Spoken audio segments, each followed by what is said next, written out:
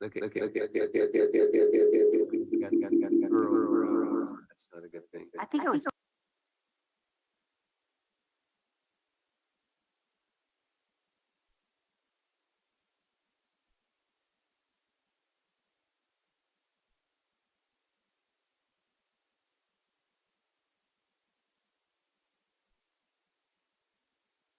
Oh, okay. Want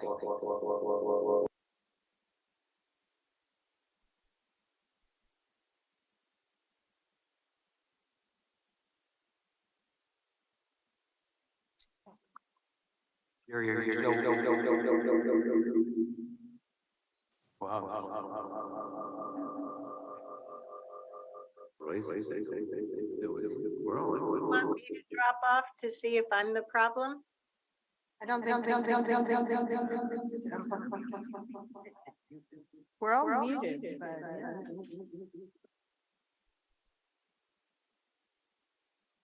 Trucks coming to the rescue.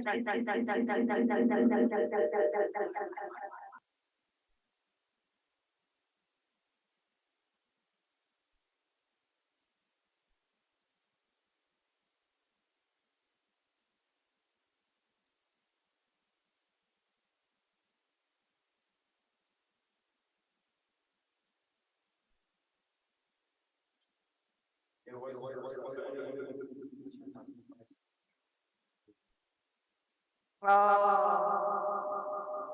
me. Oh, somebody's on Zoom. Is that what you're saying? Turn to mine.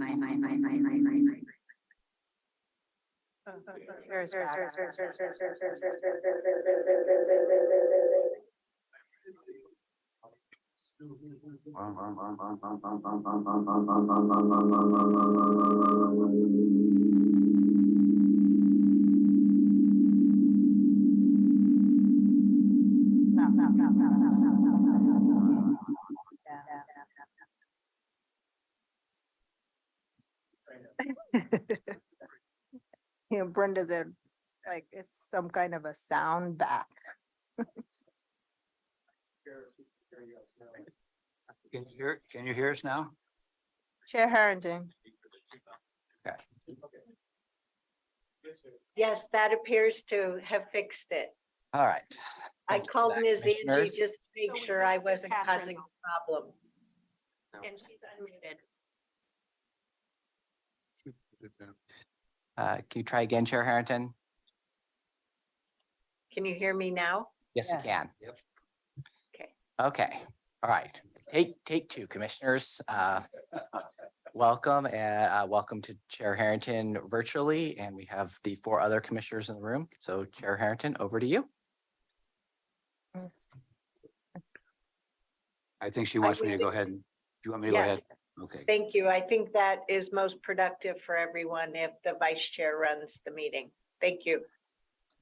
Thank you. And as you can see, our chair is in well, you didn't know that, but she's in Salem today attending meetings. And so it's hard for her to get a look at the entire crowd because she's not sitting here. So she's asked that I conduct the meeting.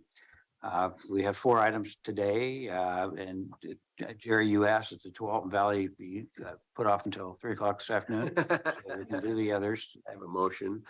No, Oh, that's right. We can't do that. no, we can't do No, that. I've It's a never done joke, that. Chair Harrington, it's a joke. It's a joke. It's a joke. Yeah, I had the same reaction in my head. I was like. I'd never do that to you, Juan Carlos. Yeah. Mhm. The Tualatin Valley Highway Rapid Transit Study and Equitable Development Strategy, and we have a number of guests who I guess Commissioner Fry and Commissioner Willie will be introducing at the appropriate time, but Stephen, are you going to jump into that? Yeah. Yep. Okay. Yes, thank you, Chair and Commissioners. We're excited to have Councilors Juan Carlos Gonzalez and Garrett Rosenthal from Metro here today, along with staff to provide an update to you on the TV Highway Bus Rapid Transit Study and a related equitable development strategy. So your board's heard about the study previously. It's funded by Helping Obtain Prosperity for Everyone grant. And we've been to you back in 2021 and early 2022. or in 2022. And since then, the TriMet and Metro teams that are working on this have been busy developing alternative scenarios for consideration and selecting a locally preferred transit alternative later this year. And this is really a time for your board to consider your values and goals for a transit project on TV Highway. And we've posed some questions in your work session briefing packet based on questions that were posed to the TV Highway Steering Committee. Are there additional scenarios that might be worth considering? Are there some criteria for consideration in the evaluation of those scenarios? And is there additional information that you would like to see to inform selecting a preferred alternative? And then we assumed that you would all have certainly an interest in understanding a little bit more about what's happening with the equitable development strategy work associated with this project. And so I think Commissioners Fye and Willie are your primary and your alternates on this steering committee. And so they've definitely been engaged in this process and providing some periodic updates along the way. And then I'll just turn it to those two if you have that you'd like to add as we get started. Thank you, Stephen. Yes, thank you so much for that wonderful, I think, a recap, and look forward to this discussion. I want to welcome Metro councilors, Councilor Gonzalez and Councilor Rosenthal. Welcome to Washington County. I think this is not your first time here, but welcome, and look forward to having this discussion with you. And thank you so much for joining us. You know, the TV Highway project, we're at a really critical and a pivotal point. I think the project is really moving along. We're at an exciting time, and we're getting into the nitty gritty of the project. So this is the time where we need to have those tough questions and then really just reiterate what Stephen said, really center values and say, where do we go from here? And how do we have those conversations? We're learning more about the design options, travel time savings, and safety with scenarios that begin to discuss the funding strategies. So I'm really excited where we are. Councilor Gonzalez is also the JPAC chair, who's also chairing the TV Highway Steering Committee. So I want to welcome and turn it actually to Commissioner Willie, who's also my alternate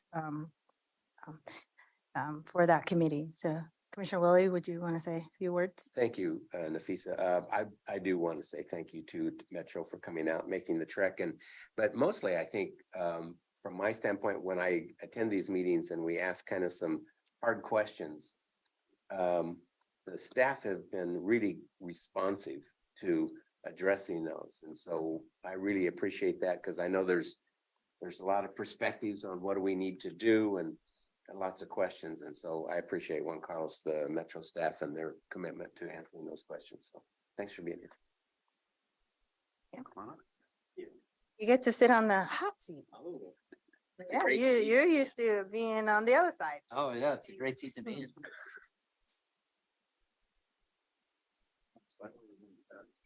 Yes, yes, absolutely.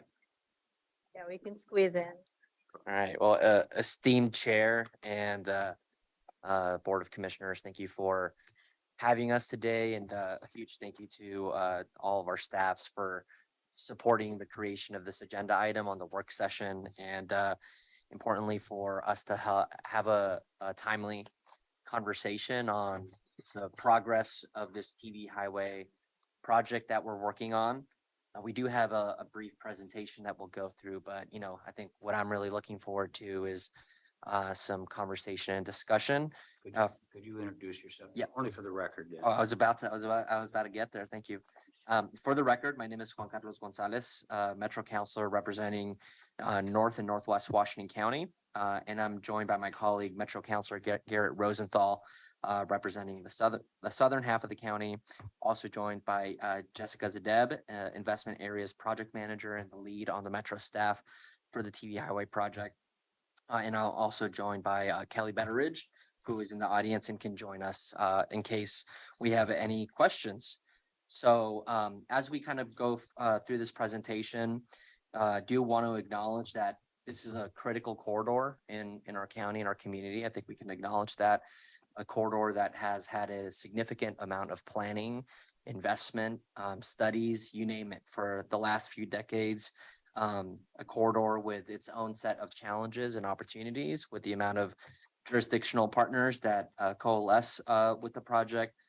But ultimately, what I really feel about this project is that it's not just a transit service and access project. It's a project that can help us transform and redevelop the corridor, all of those things that come with a massive economic development investment of this scale.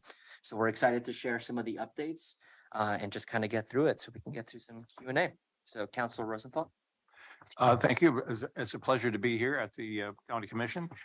Thank you all. My name is Garrett Rosenthal. I'm the Metro Council representative for District 3, which is the southern portion of Washington County and includes a little bit of Clackamas County, actually. So don't hold that against me. Never do. It's very pleased to be here with Councilor Gonzalez to make a presentation. And we're going to present some of the overviews. And of course, we have staff that'll answer some of the technical questions. It's important to realize that, of course, as you know, the guiding star, you're quite aware of this, is the 2040 growth concept. And so how this fits into the growth concept is important. Part of for the 5-year planning process, it has been included in the constrained list by TriMet, and we hope that there's going to be projects that Washington County has that are going to provide match, because as many projects go, we can figure out what to do, but figuring out where the funding is to do it is always going to be one of the constraining issues on these things. So we have moved a lot forward in terms of the kinds of alternatives that are available, the kinds of projects that are available. We'll cover some of that in detail, but I think I'll turn it back to Councilor Gonzalez and proceed with the slideshow. Thanks, Councilor. If we could go to the next slide, please. Oh, is that me? Howard. Excellent. Thank you. I didn't see this, and I didn't understand the role of this little remote here, but thank you for having it. So the last slide was just a map of the 2040 growth plan, which I think most of you know pretty well, have seen before. And it's pretty hard to read there on the map in small scale, but so. True. Good point. For reference. So a little bit of an overview on the transit study. I love timeline graphs like this, but one of the things that I want to highlight is that this effort consists of 2 parts, which is 1, the transit study, and 2nd, the equitable development strategy.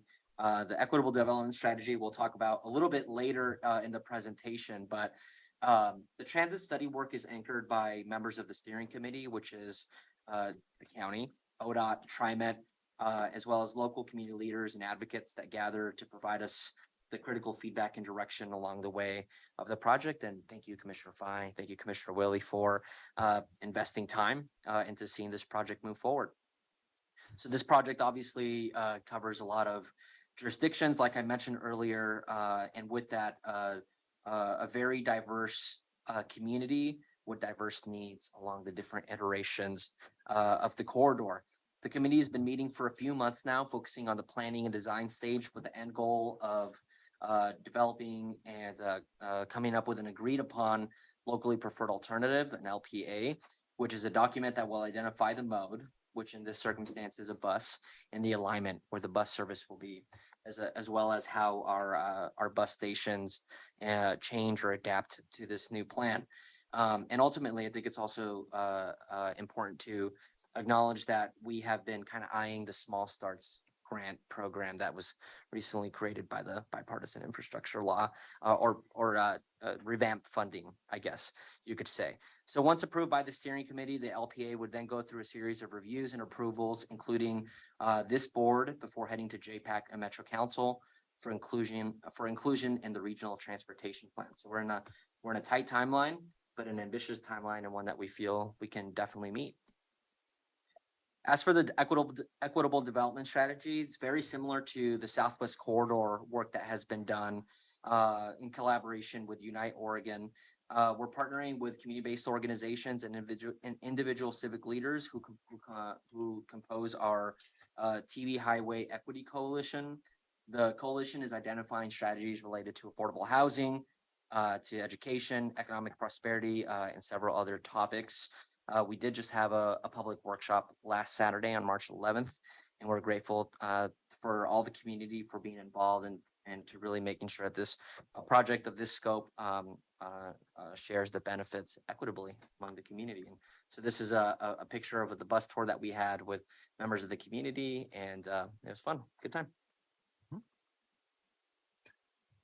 So I'll pass it to you. Oh, I thought you were supposed to do the study goals. Oh, no, okay, yeah, for sure. So I'm happy to. I just feel like I've been talking for a bit too long, Counselor. Sorry. So early in the process, partners on the steering committee identified the goals for the study, which you can see on your screen. These goals have been used to guide the decisions of the project decisions, all the way from the big picture down to the nitty-gritty details. The North Star here is we want to see faster bus service that's more competitive than driving. And we want transit to be a more efficient mode for those who already use it and more attractive for those who don't. We also want to improve people's experience at the bus stop to provide ease of access and safety enhancements. In our next slide, Councilor Rosenthal will cover some of the examples of what we're envisioning. Councilor. Thank you. The next slide, this gets into the nitty gritty of what the bus rapid transit is going to look like. It's not correct to say that the Regions First is the Division Street. They're actually, the Regions First is actually in Vancouver. They have a couple bus rapid transits, and of course Eugene has had a bus rapid transit for a while, but TriMet's first example. And all of these ones are different. So this is not going to look exactly the same, but it does include, we have to consider all the things that are part of it, such as stations, shelters, lighting, seating, elevated platform. One of the key goals in dealing with a frequent express is to make it easier to unload and unload, particularly for people with disabilities, for people with bicycles and so forth, so that this cuts the stop time. If you have to go on and the bus driver has to go around and, bring down the rack to haul the bicycle on, this is going to be a problem. So some of the new buses have much faster loading and it requires higher stations. So that's one of the things. So that's lighting. Transit priority, of course, putting transit priority on the signaling on TV highway, and of course it's in different. This is different in different sections. There's the rural sections, of TV highway. There's the urban sections, which are actually in the cities. So transit priority is a little different throughout the area. So that's something to consider. The in-lane stops is a big issue. There are certain restrictions on in-lane stops, particularly on my side, which is the inbound side, which is the southern half of because of the constraints proposed by not only but property owners, but particularly by the railroad, which has some right-of-way issues. And they're very, as you know, the railroads are very jealous of their right-of-way. So there's safety issues in going in and out of the lanes. One possibility, of course, is to have stops right after stoplights so that and time controlled so the bus doesn't have to try and get out into a moving traffic lane. Safer station access, as you know, there's various portions of the route where station access is somewhat difficult. In the cities, it's a little more, it's a little safer, but there's some of the more rural areas where people have to actually come down muddy paths across the railroad tracks to get to the station shelters. So looking at safer station access is important. Optimize stop spacing. We're going to look at the priorities of some stops are used a lot, some stops are not. So there's a priority spacing. There may be some consolidation in that. And then there's the fleet of new buses. Obviously, one of the things that would be nice would be to have electric buses that are of high efficiency. But of course, there's cost implications, there's investment implications in this, and then there's charging implications. The standard new electric bus, it can go for about 300 kilometers, 180 miles, but that would only cover about 1/3 of the route stop. You couldn't keep it out there all day without charging. So there's some complications. You may need more buses if in that case. So there's a lot of issues, a lot of technical issues. Our staff has been working very hard on this. And anyway, just to say that it's a complex problem and there's going to be a lot of different considerations. And if you have specific questions, staff can answer them. Of course, unless they're easy, then we'd love to take them. Great. Well, it's no secret that this corridor comes with its host of challenges. Many that intimately and personally and professionally. So I'll just leave that slide up here. And before handing it off to Jess, just really want to express my optimism. I'm an eternal optimist. It's an asset and a flaw, I guess you could say. But really feeling like this is a very important moment in time where we have a window with the funding at the federal level to really execute and deliver on a project that I think our community has been asking from us for a very long time. So, Jess? Great, thank you, counselors. And yeah, I Oh. don't know whose mic I should. Thanks, Stephen. Appreciate that. Thanks for the opportunity to be here today. Nice to see folks in person who I've seen on screen and meet others who I haven't had the opportunity to yet. So some of what I'll talk about today in terms of the scenarios that we're studying is driven a bit by these corridor challenges. This is a long corridor that we're studying. This 57 is over 16 miles, which is a bit longer than many other bus rapid transit projects in the country. And the context of the road is also different from other BRT projects in that the road, as you know, is not terribly finished in some areas, meaning, you know, it has open drainage, there are parts with no sidewalk. And so it's a little atypical for a bus rapid transit project. And because of those reasons, those are some of why we're going down the paths of studying different scenarios. So we are seeking the best project possible that we can actually move forward with. You know, 3 of our project goals agreed to by the steering committee really have to do with our aspirations for this corridor, making it safer, making transit better, and 2 of them have to do with having a project that actually gets on the ground. I think that as a group, we all agree that our goal is to have something that happens on TV highway and not just the design and a plan that sits there. So that's really our goal as well, is to make sure that we get something out there. At the same time, acknowledging that there are so many challenges on TV highway that it's really difficult to expect a transit project alone to address all of them. So we also know that our project, you know, may need to be in cooperation with other efforts on the roadway. So that's why we are evaluating scenarios. For the most part in this project, we have been focused in the middle of this spectrum of possibilities. There is always the option to do nothing, which I think we don't want to do. And that's why there's that sort of open arrow at the left end there. That's always the possibility.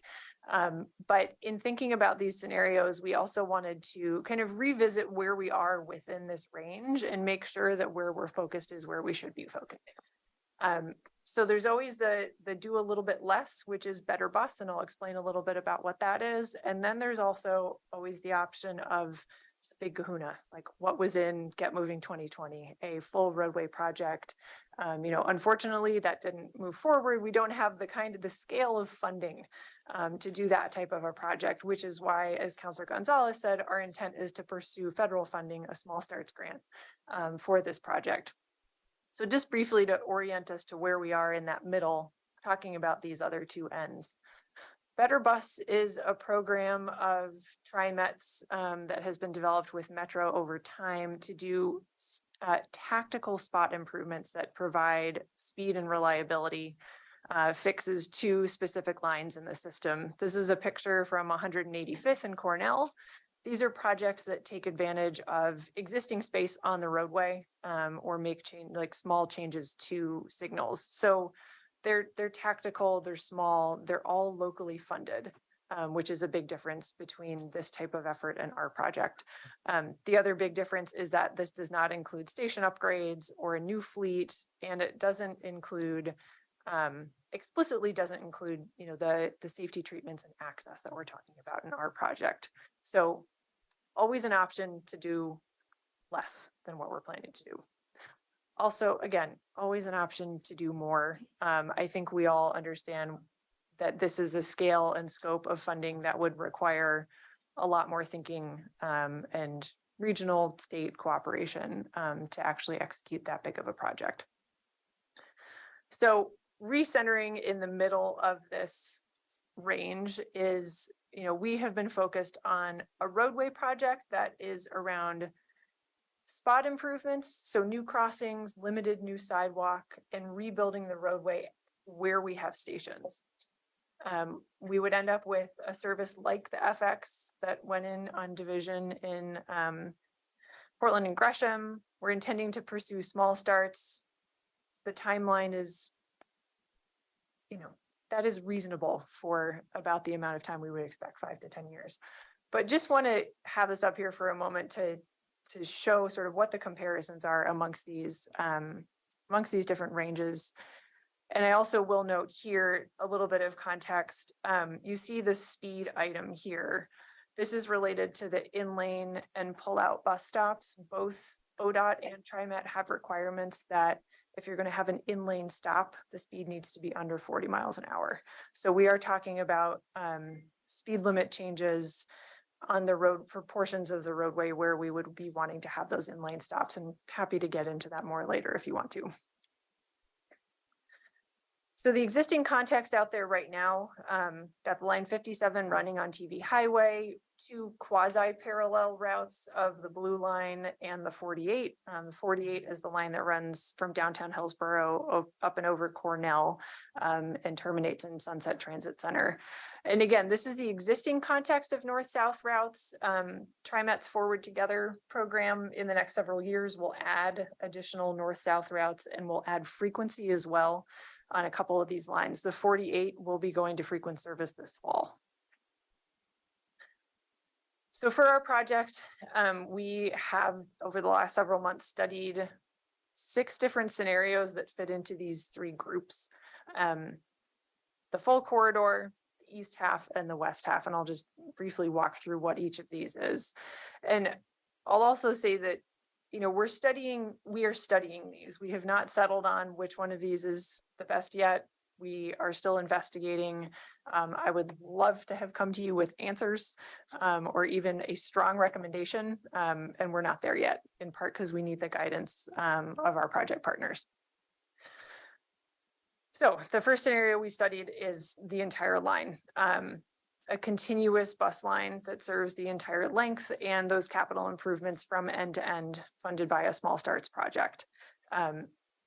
Councilor Gonzalez mentioned this is important context. There is a cap, a funding cap on the amount of a small starts project within the federal grant requirements of $400 million. And there is also a cap on the federal contribution, which is $150 million. So that delta, that 250 is local match from whatever source that means, whether it's local, state, federal funding.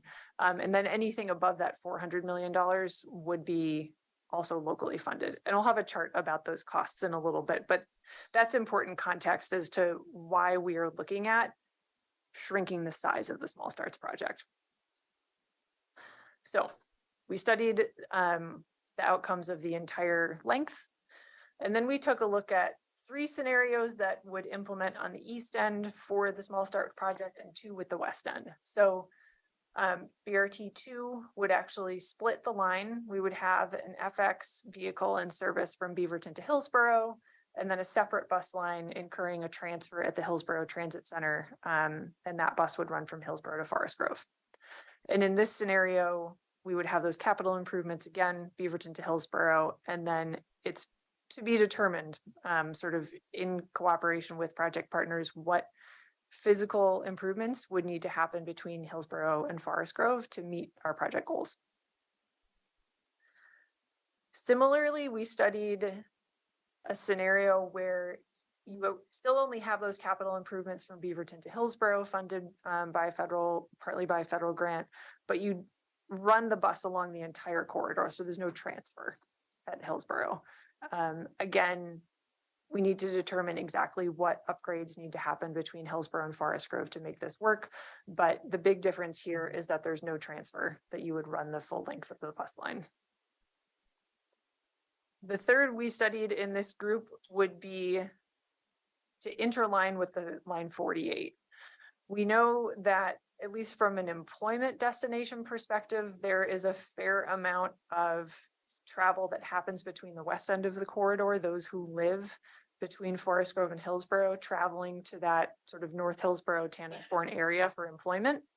So this would potentially serve that trip type well, but we don't know exactly yet how all of the existing travel breaks down in terms of where people are going, what lines they're transferring to. That's information we'll have a little bit later in the project to feed back to the steering committee. So this is the last option where we would have our investment on the east end. And then quickly, we did study 2 options as well, where the investment would be on the west end from Hillsborough to Forest Grove. And again, Scenario 3 would have 2 different lines on the corridor with a transfer in Hillsborough. Scenario 3A would run the bus along the entire length with no transfer. So what we did in terms of studying these scenarios was really to look at them first against these small starts criteria, and that's the grant program we're intending to pursue. All federal grant programs have a lot of rules associated with them, and some of the key ones for us are a BRT project has to have particular elements to it to be a BRT project. We need branded vehicles, we need upgraded stations that really give you more of an experience that's kind of like a train rather than just a bus. We need to have, the bus has to be faster. We need to provide priority to the bus. That's a requirement from FTA. And that has implications for what the design of the project is. I mentioned the cost constraints before about how expensive the total project cost is, and then the federal contribution. And lastly, ratings. This is where we put some of our effort, was to understand how each of these 6 scenarios would rate when we feed them up to the FTA. Small starts ratings consists of 2 main parts: the local financial commitment and project justification. Overall, both of these have to rate medium or better. Generally, as a region, we aim for medium high to be competitive, and because we like to be extra. So we're pretty confident on the local financial commitment side of things that we would be able to achieve that medium. TriMet and Metro have never had a project put forward that didn't achieve that. And in fact, often we are going in with a medium high in that, that half of the rating. And when you put the 2 of them together, everything rounds up. So if we had a medium high and a medium, we get a medium high. So really what we focus on is project justification, these 6 components that are scored for each of the scenarios. And again, we need to do is meet a medium rating for project justification. Briefly, FTA is going to be changing the rules of this program. We know that for certain. We do not know how they are going to be changing the rules exactly. Congress has acknowledged, and I think the rest of us, that COVID happened. COVID has impacted transit. And so soon they will be requiring applicants to use post-COVID ridership. So right now we have to make our best guess as to what it is that they would like to see in that regard. So we know that the program will be changing, and also the ratings that we show are with preliminary costs that are subject to change as we're refining things. So having buried the lead, here is the slide with the draft ratings. We shared this with our steering committee last week, and what you can see is that every scenario needs to cross that dotted line to be eligible to meet that 15-point minimum for medium. Right now, we are revising these, and they will probably change with what we're presenting to our technical working group tomorrow, but we have not finalized that. Initially, scenarios 3 and 3A, which as a reminder are the ones with the small starts investment in the west end of the corridor, are riskier in terms of thinking that they could qualify on their own as a project. Scenario 1, which is the project that is the entire corridor, does quite well, which is perhaps not surprising because it's a very robust project. And then with scenarios 2, 2A, and 2B, they do okay. Scenario 2A rates the best out of those, likely because it doesn't have a transfer. So as I said, these are draft, but they are helping guide how we're thinking about the project. In terms of cost, this just gives you a sense of how each of our draft cost estimates plays with those 2 critical numbers of $400 million cap of the project size and 150 with the federal contribution. Scenario 1 far exceeds the cost cap of the project from the federal government, meaning that everything above $150 million is a local responsibility. And when I say local responsibility, some of that can be from other federal grant sources. So FHWA funding for safety is an example. There is a cap of 80% of the total project cost. We have to be under that for the total amount of federal funding. So while some of that local funding could be other federal grants, there is that cap at 80%. You can see that the scenarios 3 and 3A are a little bit more in line with how we normally fund these projects as a region. We try to aim for that 50-50 split where what we're putting in, we're getting back from the federal government, and we're matching pretty evenly. The scenarios in the 2 group incur a local overmatch. Right now, we are playing around with the numbers and thinking about whether we can get that down and then have costs outside the project. So this is where we sit right now in terms of cost. Last thing, obviously there are other considerations about what it means to have a project that only serves initially part of the corridor with a small starts investment. So that's something we want to bring to your attention.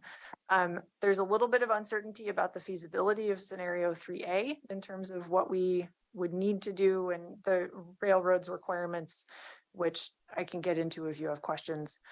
And then lastly, splitting the line we know is something that people are have questions about. 3 of our scenarios that we studied do add a transfer at Hillsborough, and we are going to be looking at what the existing travel patterns are on transit, so we understand more about how the 48 would or would not better serve people. We are doing a bunch more work to answer more questions that we have, and certainly more questions that I'm sure you all would have about these scenarios. As I said, looking at travel patterns, thinking about what we would need to do to potentially have a phased project where we have a second small starts grant later on, and then doing additional cost information. And lastly, 2 really important players in this project are FTA, our hoped for eventual funder, and ODOT. For FTA, we have a bunch of questions about how this project does or does not meet their expectations of what a BRT is. And so we're hoping this spring to have some conversations with them to answer those key questions. And then tomorrow morning, we have the next in our series of kind of key meetings with our ODOT partners about how we can be successful together in having a design that works for them and works for the project goals. This is where we're at right now, hoping to come back to you later this year with an LPA to endorse. And back over to council. All right, thanks. That's it. Good 30 slides of a very consumable content. And we appreciate you again for going through that, but now we can get into some questions, and I really encourage you to ask them all. Before we do that, is there anything you wanted to add, Stephen, or? No, I think we just turn it to questions and thoughts. Chair Harrington. For whatever reason, I can't see my colleagues anymore. So it just feels a little weird to try and have a discussion with them without being able to see them. Oh, thank you very much. So first, I have a basic question on timing. The original project sheet talked about a goal of adopting the LPA by the end of June. And the next step slide talks about endorsing it later in 2023. So I just, we have a lot on our plate. And so I was hoping you could help me better understand which of the remaining 2 quarters, well, I guess 3 quarters, we're in one of them, you see us needing to weigh in on the LPA. Chair, thank you for the question. I'll ask Jess and or Kelly, who's in the audience, if they can provide an answer. June was always a very ambitious timeline. We are not going to meet that timeline, I think, for our steering committee, because we know that there are some really key pieces of this project that we need to give our steering committee time to think about. We need to go back to community, make sure that you all are comfortable with this being socialized enough. So I would say Q3 for board action on this is what I would anticipate. Okay, works for me. The next question I have is, I have two more things. The next one is, could you speak to how the equitable development strategy will fit in? Absolutely. Sure. Thank you, Chair, for the question. Yeah. Jess? I can take that one too. And so obviously, the staff we've been working with from the county on the transit study are Stephen, Chris, the land use and transportation folks.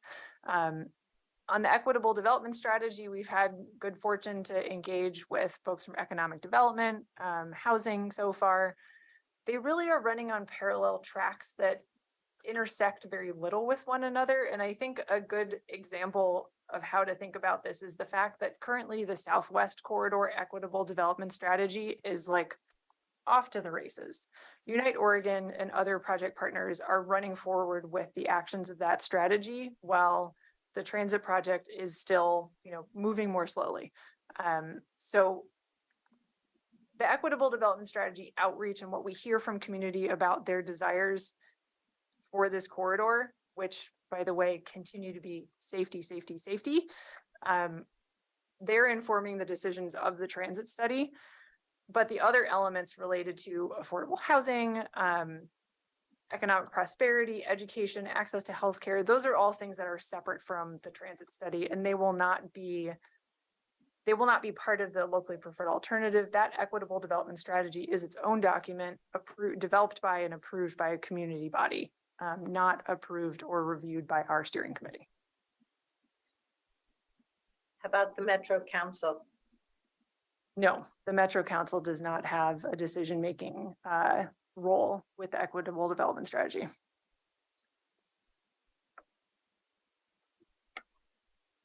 Okie dokie. Then lastly, is a comment. Ridership numbers, mileage, crash data. We don't have near miss data.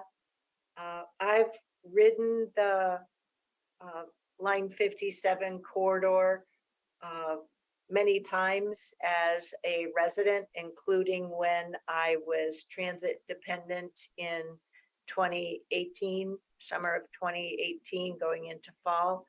And made sure to really understand that line as part of the prior TV highway corridor study when I was a Metro councilor.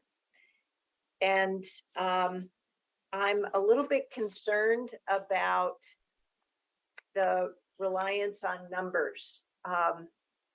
Although, I like data. My concern is this, so let me just identify it. This project needs to serve the westerly half, as you referred to it, Cornelius and Forest Grove. We can't just stick to the regular old line 57 bus from Hillsborough westward. Why is that? Because if we do not include servicing for that part of this corridor, then we will have abandoned those communities with regard to why they're in Metro. Because they are in Metro because of their connection to the Metro region. But the city of North Plains, just to the north, is directly serviced by Highway 26 and does not have to conform to the requirements of Metro nor the state the way that Cornelius and Forest Grove do. So I think we have to make sure, I think with what you're reflecting in terms of safety, safety, safety, that theme resonates with that part of the district. or the corridor. But what I'm really concerned about is at the end of the day, when it goes to pursuing the grant and making the application, that we will, for numbers reasons, back away from serving that part of the region. And we cannot deny the fact that the region has the geographic shape that it does. So I know I'm being very strong in my opinion here, but it's an opinion formed from having served on the Metro Council for District 4 for 12 years, and now continuing my public service as a member of this Board of Commissioners. So I don't see how the reality of the Metro region is going to be able to play out in the elected decision making. That's all. It's a sidebar that the technical steering committee needs to make sure that it continues to be aware of. But at the end of the day, for me, as one member of 5, for supporting the LPA or not, and therefore any local match, it's going to have to service that part of the corridor. So thank you very much. Chair Harrington, this is Councilor Gonzalez. I just want to thank you for sharing that opinion. And I want to say that I completely agree with you. And as we are going out and doing these presentations, also trying to share the impartial scenarios that we are assessing. But ultimately, I fully think that as much treatment as we can apply to the current line 57, that's my personal goal. But I also acknowledge that I am one voice of many elected leaders and contributors to this. But I just really want to appreciate that strong statement of what hopefully this project can achieve. So hopefully that doesn't curtail further feedback about the other scenarios, but I appreciate that. And Chair Harrington, I might just want to add 2 small points, and there's points of, I agree with your statement entirely. 2 points that there's 2 areas of sort of what you might call disjoint. As you will notice from the 6 criteria used for rating the projects, safety was not a specific criteria included in that. Is included sort of in an indirect way. So trying to make that, yet that is one of the primary concerns of the equity focus group and of the people that live in this district. So integrating that into the process requires, let's just say it's a certain challenge. And the other issue has to do with ridership. As you'll notice, the area from Hillsborough to Forest Grove has less ridership, but in fact, it has a higher ridership density per mile. And that is another factor that there's a challenge of weaving that into the process so that we get something that serves that area as well as something that is, shall we say, meets the criteria and is something that can get funded from the Small Starts project.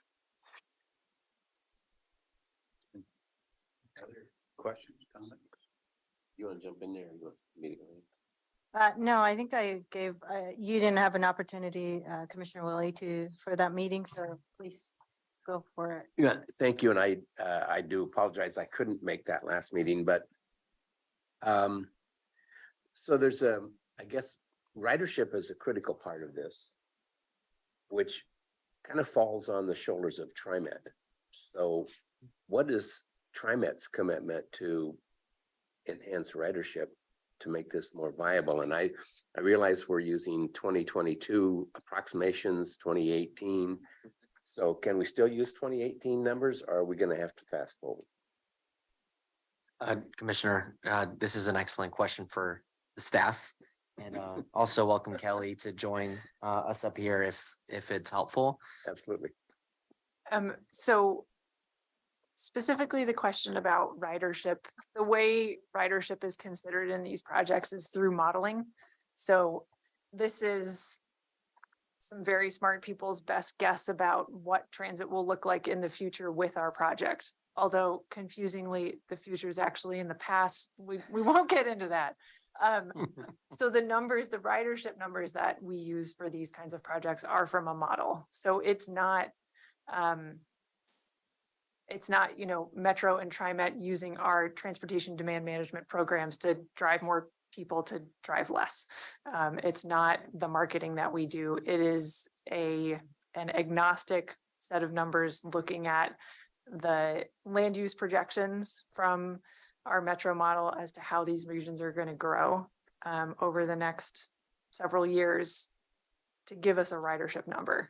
And so that is what gets spat back at us from a model. And what the model that we are using is the one that FTA themselves have developed and what they would ask us to use. So the numbers that we're using are what they would tell us they need. And the 2022, 2018 question, Kelly's been in the calls where they've been, FTA has been discussing this. You slide that a little bit forward. So there you go. Thank you. Yeah. So to date, we've been very fortunate in that FTA has allowed all agencies that are seeking these discretionary funds to use pre-pandemic ridership numbers. And they have let us know that essentially every summer they release new information for those that wish to go through the process. And this summer, they will be updating that to a point where we need to use 2022 ridership instead of pre-pandemic.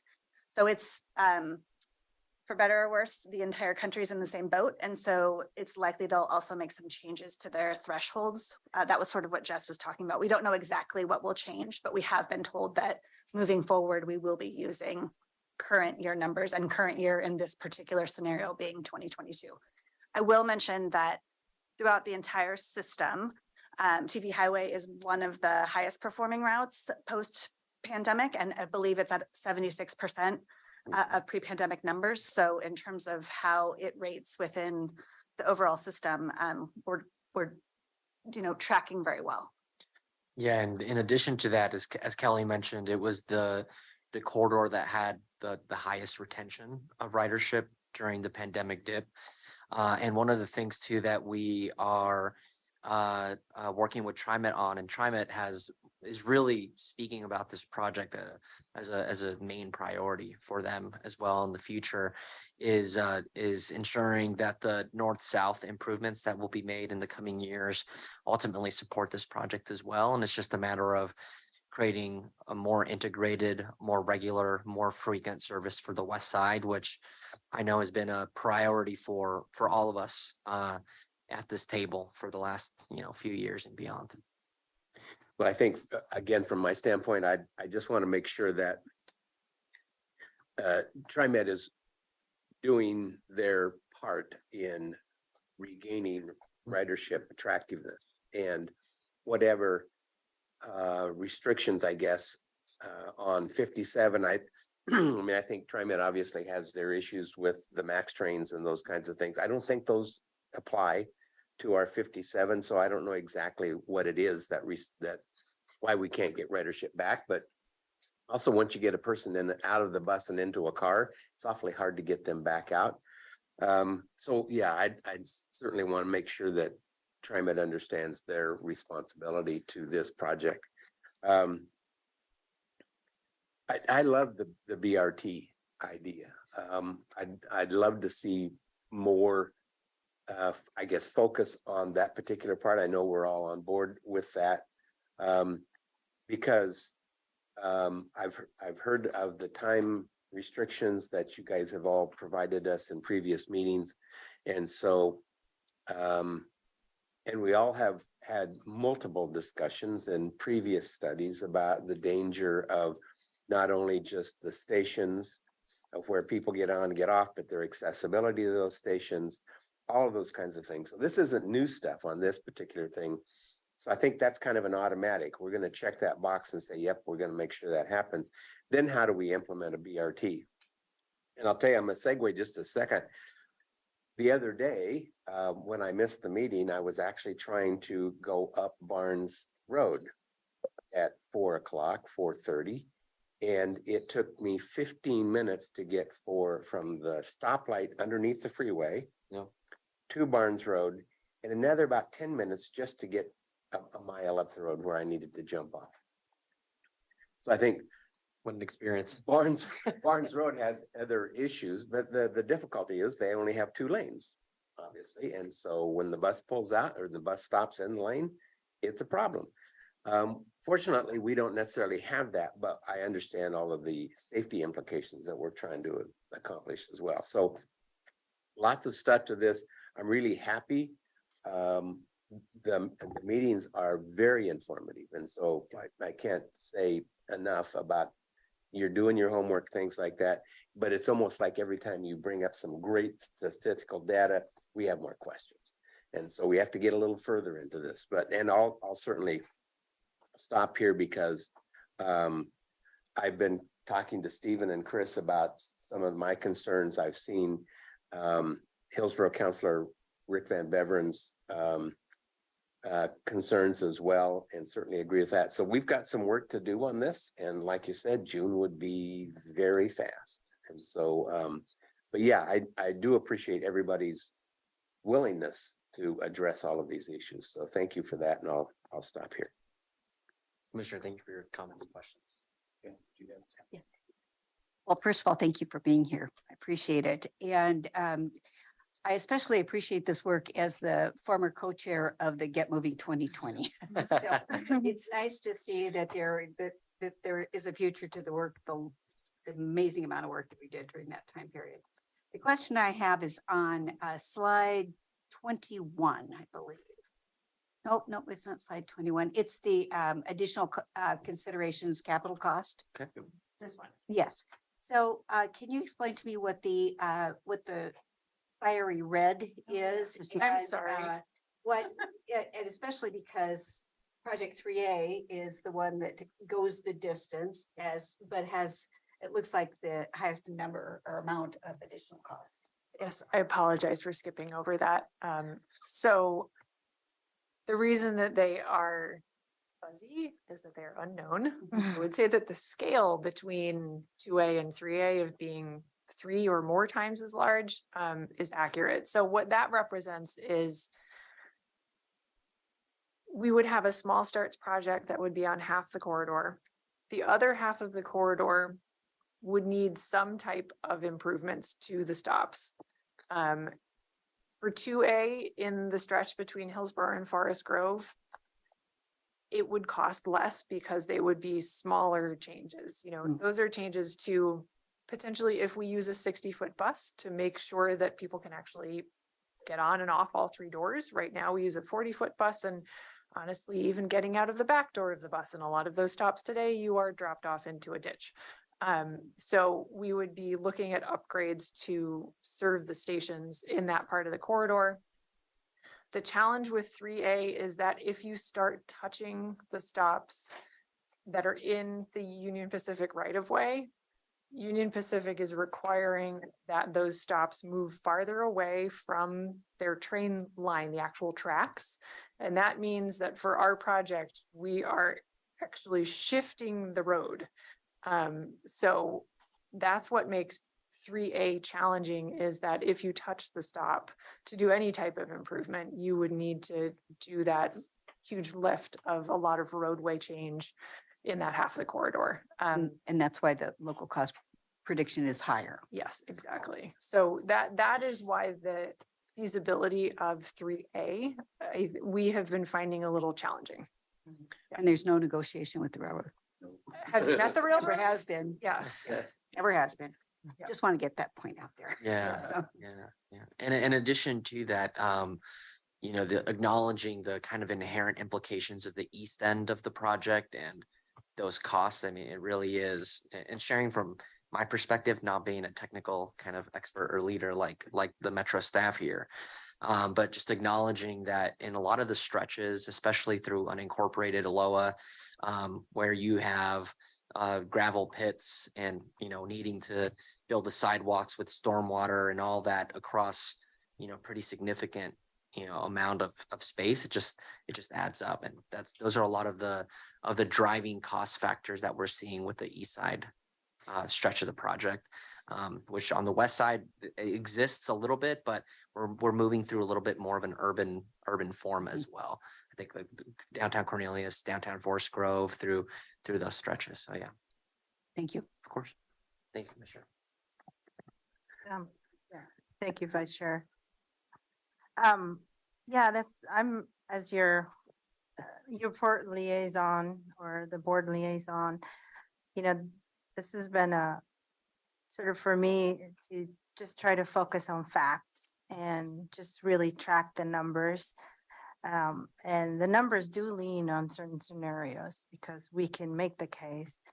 And then the other focus for me for this project lately, especially since since the information of our last meeting has been released and having conversation with our staff as the subject matter experts on this and taking their guidance and feedback and then making the right call for the constituents and the community of Washington County has been sort of like consider the more of the practical implications, weighing the cost and the benefits of the project. And then as we're here today, this was part of seeking sort of feedback and get feedback from others and to consider different perspectives to make informed decisions. So this is where we are to get. So I appreciate hearing our board and everybody's opinions and feedback, because I think we're going to get to a point where we are going to need to be willing to make compromises, to understand that not every decision can be perfect, and being willing to make that compromises when necessary to achieve sort of the practical solutions that we're after. So I'm really glad that we're having this discussion and look forward to continuing to get to where we want to go and what scenario that all of us sort of galvanize behind and make the right case. So those are my feedbacks. I think you have all the questions. I think I had some technical questions, as you heard last time, around the feasibility of the local match and sort of having that more intentional conversations with local governments and jurisdictions to really figure out where we are on this journey in terms of whatever scenario we land, can we actually commit to that local match? So besides those questions, thank you for coming and Thank you, Commissioner. Really appreciate it. My only comments, thank you, would be these. Looked at this project many, many years. It's a very difficult project for a number of reasons. You've cited that. Trying to choreograph the various players has been almost impossible. I understand as best I can what Metro's role is as a planning organization. But there's other partners obviously involved, and you've kind of rightly alluded to those folks. Commissioner Willie was asking the question on ridership, which is always a good one because we're seeing that in a number of areas. But I don't know where they are on commitment, even if they're committed to some funds on operation. That's so important because this isn't the only corridor that is of interest, as you know. Mm-hmm. There's, you mentioned that a couple of us were deeply involved in the Southwest corridor. That's not dead. It's, I think the Phoenix will rise. It's just when. And so there'll be a big ask for money as well. So I'm not sure when you're asking whether you do new starts, what you're proposing, or small starts, which is another program. All of that's been sort of under the jurisdiction of TriMet in the past. I mean, they've always, in the hydraulics, have moved those money balls around. I don't know whether they will be asking in conjunction with you, or whether the Metro Regional will be carrying the water on that. And I'm hoping there's coordination. I know you guys will do the best. You always do that, but I'm hoping there's coordination so there isn't any issue. I also understand that none of us own the road facilities. It's a little tinier government called the state owns those. And they have certain constraints, as you've mentioned, in regard to speed limits and turnouts. And so I'm not sure with a physically constrained environment of a railroad, and I've had to deal with railroads in the past, and they're very nice at listening, very impossible. It'd be like me pushing an elephant up a hill. I mean, it's just so very difficult. So I understand the physical constraints, unless you're going to relocate highway, and then you don't have enough money Yeah. any of your scenarios to do any of that. So I don't know, and I'm just speaking off the top of my head where they are. I mean, it's kind of the choir and we're speaking to each other, but I don't know those who pull out their levers and have other money sources and can say no for various reasons where they're at. And you didn't tell me that. You alluded to the fact that I think one of you, Carlos, you mentioned they're talking about a lot. I don't know that talking means commitment. It might be, and maybe that's what it is. But I don't know if TriMet's committed in terms of operational dollars, financial dollars, whether they'll say, this is our number one project, so we're not going to pursue anything else. I don't know whether, the region has got enough issues on roads. I don't know whether ODOT's going to say, we're going to do everything we can to allocate revenue. I mean, they're fiscally constrained, as you know. Yeah, and I we do. both know that. Here, you know it as well. And so, I don't know. You're doing great work. I just feel like it's a Rubik's cube, and everybody's no one person's moving the Rubik's cube. It's everybody's got one side of it, and they're doing this, and you guys are doing the best to say, well, can't you just do it together? Yeah, yeah. So my comments. Well, Commissioner Rogers, thank you for those comments. Want to start off by acknowledging you're right. Southwest Corridor is not dead, and it will rise. Absolutely.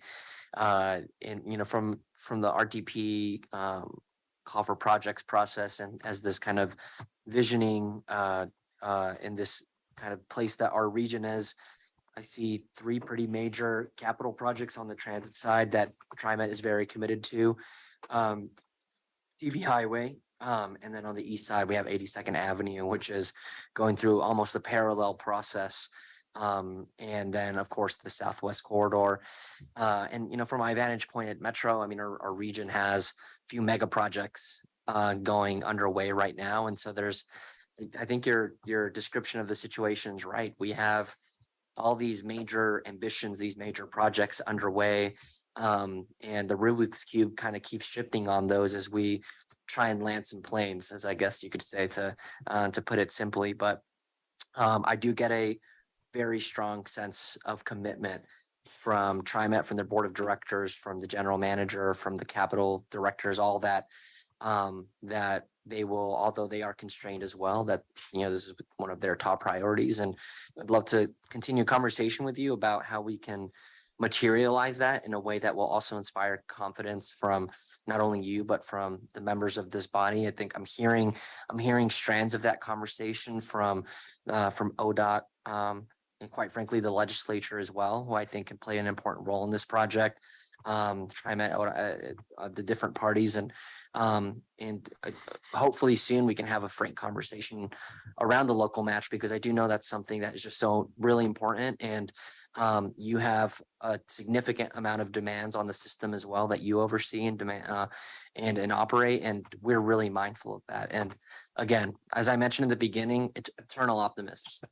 And I just feel like we're going to finally be able to get it over the finish line this one time. So Call chair, but I just say to you, from my standpoint, I can only speak for me. But we've always been committed to this project. Yeah. It's just finding the revenue and finding the players, and the Rubik's Cube that I use. It's kind of like everybody's got a hand on the sides and they're moving, and Yeah. just stop, let's coordinate it. You guys, that's your role. try To and coordinate it, and so. Anyway, just my thoughts, but I know our chair, you've been waiting patiently. I'm sorry, Oh, We- Catherine I can't hear her. you're asking, Chair. Is she on, Kevin? Yes, I'm here. Oh, okay, yeah. I was just waiting my turn for a final round from me. Please. Commissioner Fai did a good job of reminding us that this is our time to weigh in and help inform her as she continues as our board liaison or board representative through the next steps. So from my standpoint, we need to hear and galvanize our political capital to try and ensure that the Washington County community is using its voice to push for scenario 1 and scenario 2A. Anything less than that, to me, just, it's going to be like, really, you want us to invest the local match for that when half of the community won't be experiencing the benefit. Then the other thing is, I look forward before we're asked to weigh in terms of why an equitable development strategy group was convened. And how is that information being utilized? And I say that because with both Southwest Corridor, well, particularly with Southwest Corridor, as I was a Metro counselor, that was weighing heavily on our minds and was in advance of the affordable housing bond referral back in 2018, as well as before the Get Moving 2020 effort. And I just don't understand how that convening is informing anything. I just don't feel like I've gotten a clear answer about that, about what it is versus what it is not. And my colleagues know that is never a satisfactory answer. To find something by telling me what it isn't. Just doesn't work for my brain. So anyway, Commissioner Fye, that's my input to you as you continue to seek our input and guidance as you represent us on this committee. Thank you. Thank you. Thank you, Chair Harrington. Is there any last comments, thoughts? And so, did you get what you needed from us? Sounds like it. Yeah. Counselor, would you like to make some comments? No, I appreciate the time, and you've raised a lot of questions. It's going to be, as you say, mixing up the Rubik's Cube in a coordinated way so we come up with the faces aligning and looking like the right color. Yeah. I've never been able to do that. And I think, as you pointed out, I mean, our staff is very good at estimating where we might be able to come up with a match. But then, as you pointed out, discussion of match and commitment to match are two different subjects. And so we have that bridge to cross in the future. Yeah, well, thank you. I will say that I feel like I got what I needed from this conversation.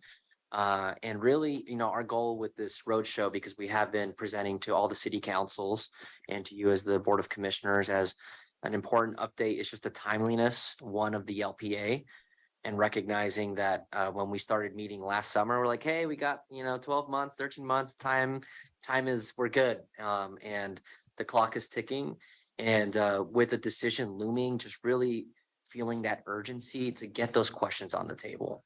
And this is a complex project, but one that I feel like there's a political appetite, capital, willingness, desire to deliver. So I really appreciate it, and this will not be the last conversation. Yes, would TriMet ever join your show not only as a show of partnership, but as a participant in you've got two of your counselors, you've got staff, and it's a wonderful display. You did a great job.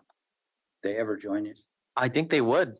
It would be a very powerful message that one of the principal partners is there in unison. Excellent. And maybe they'll bring a couple $100 million to the table. That would be wonderful. That would be a dream come true, wouldn't it? Their ridership fund, right? Yeah. That's getting ready to raise. Hear that feedback, Commissioner, and we can for the next iteration of our presentation, when that does come later in the summer, we will make our best effort to have them here. I can't promise you, because ultimately, TriMet is TriMet, and Metro is Metro, but we will make that effort. And again, thank you so much. Thanks, guys. Thanks. Thank you. Yep. Well, we're adjourned, I guess, until 1:30. 1:30 o'clock. I think our schedule says 1:30, but 1 o'clock's good with me. Oh, 1 o'clock. The schedule says 1 o'clock. Okay, I missed.